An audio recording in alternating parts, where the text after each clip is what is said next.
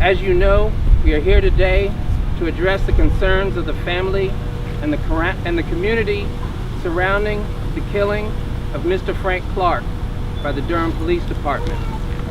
Late last night, and unbeknownst to the family, Durham Police released what is called a 5-day report. This report is very minimal on actual facts. The report says Sutherland was taken to the hospital with a leg injury, but doesn't say how he was hurt. Bonfield said Sutherland was hurt after Clark grabbed for the revolver. Sutherland grabbed him from behind and then fell to the ground and was hurt during that struggle, Bonfield said. However, none of that information appears in the 5-day report. What we have in the 5-day report is roughly 2 lines of substance that says during the conversation, the man, later identified as 34-year-old Frank Nathaniel Clark of Durham, reached for his waistband and a struggle ensued. During the struggle, the officers heard a shot. Officer Sutherland fell to the ground, and Master Officer Barkley fired his duty weapon in response. That is pretty much the gist of the 5-day report. This incident, the spotty and inconsistent facts, the history and reputation of the officers raise a larger question of how the McDougald community is policed and what exactly is meant by community policing. Does it come from a place of fear and intimidation? Do they police on the community or with the community? Neil was saying a lot has been reported in the press about Mr. Clark. Very little's been said about what we know about these officers and their history. And our office has a history with these officers. Durham PD, specifically Officer Charles Barkley, Officer Sutherland, and Officer Goss, the same officers who were involved in this incident, had arrested after tasing and beating 3 generations of one family, the Alston family. And there was some reporting done about this at the time. And it quickly became clear to us that these officers had unnecessarily injected themselves into a situation that did not require the police at all. No one called them.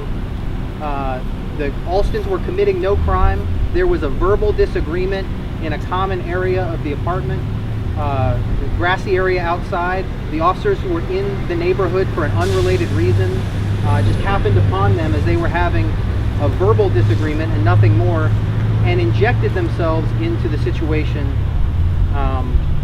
and very quickly things spun out of control. Before all was said, when all was said and done, they had knocked Mrs. Alston off of her feet. A 61-year-old woman, that was Officer Charles Barkley.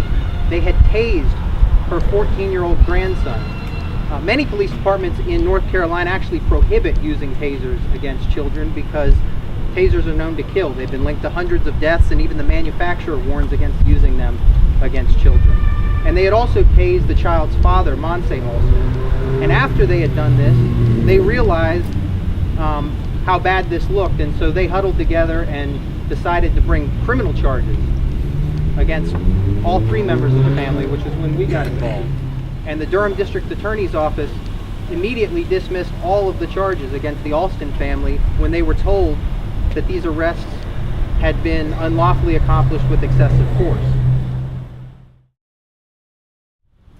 Is how we're looked at in communities of color. We are not the sum of our worst mistakes, and we do not deserve to be looked at as the sum of our worst mistakes. McDougald, Clark family, thank you so much for your bravery and standing up.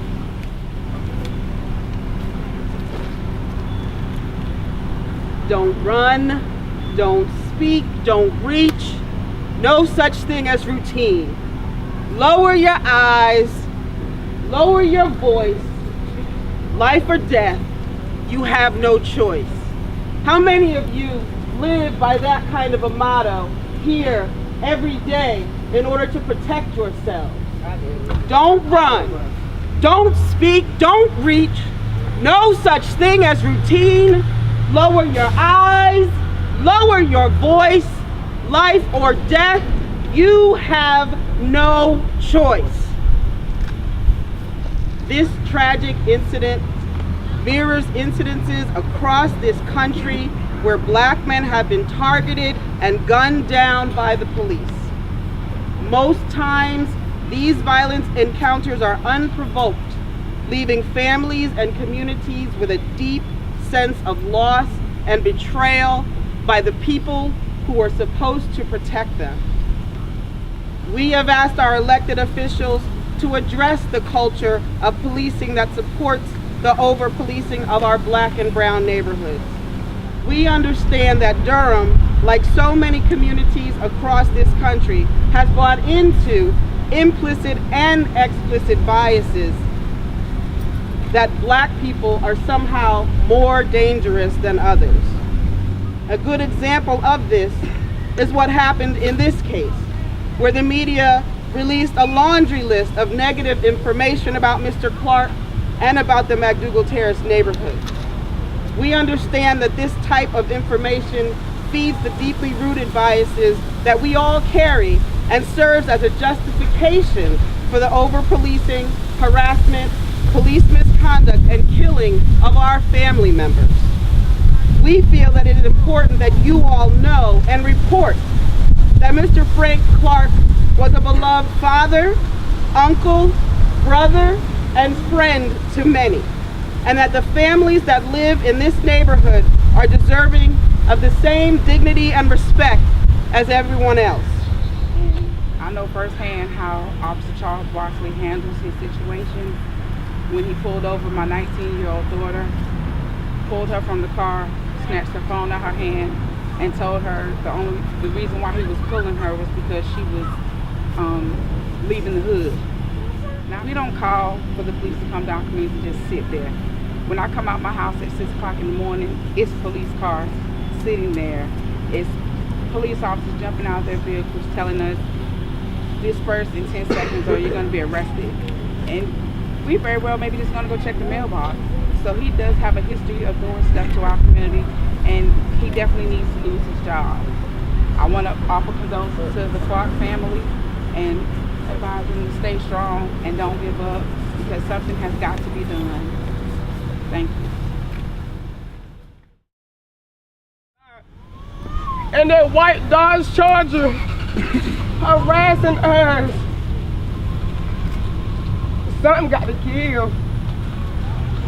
Barkley needs to go. He's dirty. Him and the white officer. But we're not talking about him, we're talking about Barkley. Barkley have harassed us since I was 12 years old. Barkley has been doing cricket things to people. When I was pregnant with my 7-month-old child, Barkley followed me up and down the sidewalk and then Haven. Barkley needs to go.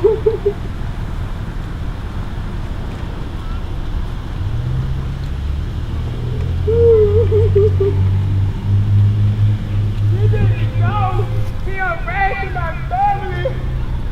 Barkley harassing my family. This man sat right there and followed me. He followed me up and down them steps. He said, "Why is you not in the house?" I said, "I'm outside doing my exercise." Because it's by the time you get ready to go and label.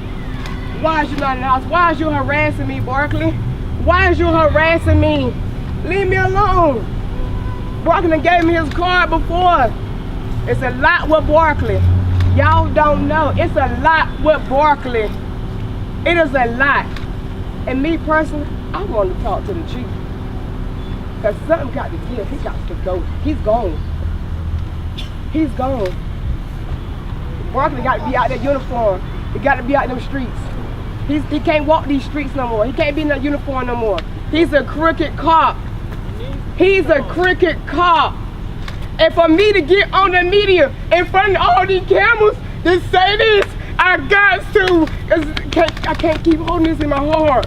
I've been holding this in my heart since I was 12 years old out here on these streets. Barkley got to go. For me to be right here right now on this day, he got to go. His kids need justice. They need peace. And then everybody hollering about the... No. He was reaching for his phone. Y'all know my baby daddy stayed going live. He was reaching for his phone. Well, we need justice.